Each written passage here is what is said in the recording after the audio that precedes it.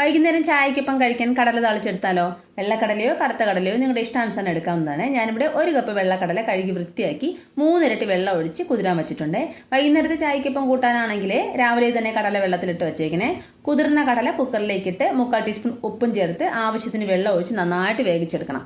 കടല വേകാൻ എടുക്കുന്ന സമയം കൊണ്ട് ഒരു വലിയ സവാള ഇതുപോലെ 4ആയിട്ട് മുറിച്ച ശേഷം ചെറുതായിട്ട് സ്ലൈസ് ചെയ്തെടുത്തിട്ടുണ്ട്. ഈ സമയം കടല നന്നായിട്ട് വെന്ത് കിട്ടിയിട്ടുണ്ട്. ഇതുപോലെ ഞെക്കുമ്പോൾ ഈസി ആയിട്ട് കടല പൊട്ടി വരുന്ന പാകത്തിനാവണം. ഇനി കടല താളിച്ചെടുക്കാം.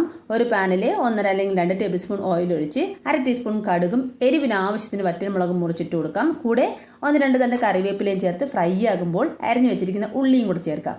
ഉള്ളിക്ക് ആവശ്യമായ ഉപ്പും കൂടെ ചേർത്ത് കൊടുക്കാൻ മറക്കണ്ട. നന്നായിട്ട് മിക്സ് ചെയ്ത് പച്ചമണം മാറി അരപ്പരുവത്തിൽ ഉള്ളി ഒന്ന് വാടി വരുമ്പോൾ കളറിനായിട്ട് 1/2 ടീസ്പൂൺ കാശ്മീരി മുളക് പൊടി ചേർത്തിട്ടുണ്ട്. മുളക് പൊടി ഓപ്ഷനിലാണ്, വേണമെങ്കിൽ മാത്രം ചേർത്താൽ മതി. ഉള്ളിയും പൊടികളും നന്നായിട്ട് മിക്സ് ആയ ശേഷം വേവിച്ച കടലയും ചേർത്തിളക്കി ടേസ്റ്റ് കൂട്ടാനായി ഒരു പിടി തേങ്ങ ചിരകിയതും ചേർത്തിളക്കിയാൽ താളിച്ച കടല റെഡി ആയിട്ടുണ്ട്. ചൂടോടുകൂടി ചൂട് ചായക്കൊപ്പം കഴിക്കാൻ മറക്കണ്ട. താങ്ക്